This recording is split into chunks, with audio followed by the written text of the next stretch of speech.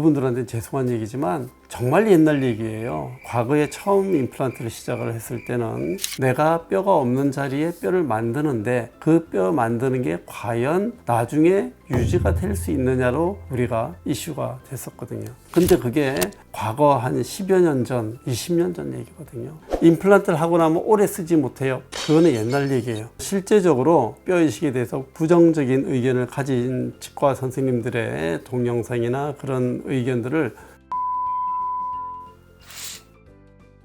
안녕하세요. 뼈대 있는 치과 구강외과 전문의 김박입니다. 임플란트를 할 때 뼈 이식을 안 해도 된다. 또 어떤 선생님들은 반드시 하는 게 좋다고 하시는 분들도 계십니다. 왜 그런 차이가 생길까요? 오늘은 임플란트를 할 때 뼈 이식에 대해서 한 번 더 얘기를 해보도록 하겠습니다. 안녕하세요. 안녕하세요. 예. 안녕하세요.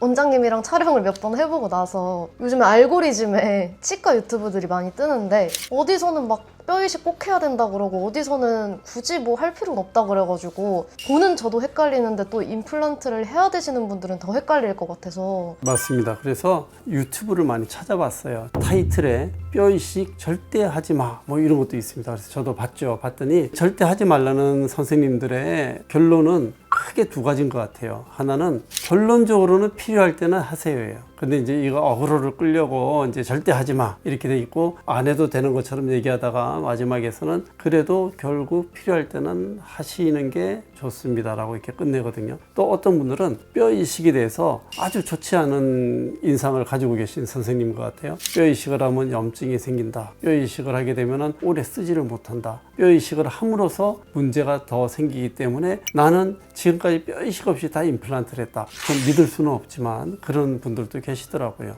원장님께서는 뼈 이식이 필요하다고 생각하는 이유가 따로 있으실까요? 이유가 있죠. 내가 뼈가 모자라거나 내가 원하는 위치에 충분히 있지 않으면 임플란트를 적절하게 심지 못할 겁니다. 이런 경우에는 뼈 이식으로 그 환경을 더 좋게 만드는 거죠. 대부분의 경우 발치를 하게 되면 뼈 이식이 필요한 경우가 대부분이에요. 근데 여기에 대해서도 치과 선생님들 중에 필요 없다고 하시는 선생님들도 있죠.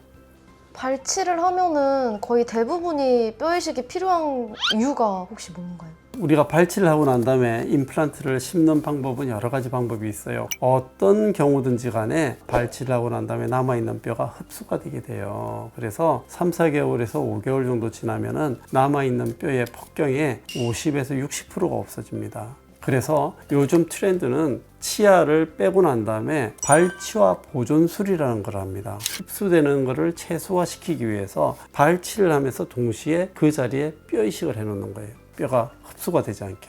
정말 좋은 자리에 임플란트를 하려고 하면은 이를 빼고 난 다음에 동시에 발치와 보존술이라는 것도 하는데 내가 이를 심으면서 뼈 이식을 안 할 이유가 없죠. 제가 하는 방법은 처음에 발치를 하면서 1차 CGF 응용 이식이라는 걸 하게 되는데 이걸 하게 되면은 뼈가 50에서 60%까지 흡수되기까지 기다리지 않고 약간 흡수되려고 할 때 임플란트를 할 수 있게 하는 방법이죠. 또 이렇게 하려고 하면은 잇몸도 충분히 형성이 돼야 되는데 CGF 응용 이식을 하게 되면은 잇몸도 충분히 형성이 됩니다. 안 할 이유가 없죠. 원장님, 그러면 아까 말씀하신 것 중에 유튜브에서 뼈 이식 하지 말라라고 하신 분들은 왜 하면 안 된다고 하신 건지 그 이유가 궁금한데 알려주실 수 있을까요? 저도 그래서 찾아봤습니다. 왜 하지 말라고 그러나 그랬더니 죄송한 얘기지만 그분들한테 죄송한 얘기지만 정말 옛날 얘기예요. 과거에 처음 임플란트를 시작을 했을 때는 내가 뼈가 없는 자리에 뼈를 만드는데 그 뼈 만드는 게 과연 나중에 유지가 될 수 있느냐로 우리가 이슈가 됐었거든요. 근데 그게 과거 한 10여 년 전, 20년 전 얘기거든요. 결론적으로 임플란트를 위해서 뼈 이식을 할 때 그 뼈 이식을 하고 나면은 그 알갱이가 남아있기 때문에 염증이 생길 수 있어요. 하지만 그럴 확률은 적습니다. 임플란트를 하고 나면 오래 쓰지 못해요. 그거는 옛날 얘기예요. 충분히 유지가 된다는 게 나와 있는 데이터들이 있거든요. 수십 년 된 논문들을 다 검색을 하고 저도 경험이 그 정도 이제 경험이 있고 그 에비던스를 가지고 하는 거기 때문에 실제적으로 뼈 이식에 대해서 부정적인 의견을 가진 치과 선생님들의 동영상이나 그런 의견들을 동의하지 않습니다. 어떻게 오늘 뼈 이식에 대해서 뭐 갑론을박이 있는 그런 이슈였는데 이해가 되시거나 제 의견에 뭐 찬성을 하시는 쪽으로 오셨는지 모르겠습니다. 정말 확실하게 깨달은 거는 이렇게 전문가 선생님과 함께 의논할 수 있는 병원을 직접 내원해서 내게 필요한 치료법이 무엇인지 나에게 적용을 시킴으로써 안전하게 앞으로 내 치아를 관리해야겠다라는 생각이 들었습니다. 뭔가 뼈이식이라고 하면은 좀 무서운 느낌이 컸거든요. 근데 오늘 원장님께 설명 들어보고 나니까 좀 이게 좀 개인적인 생각일 수도 있는데 무조건 해야 되는 거라는 생각이 좀 들었어요. 뭐 찬성을 하시는 쪽으로.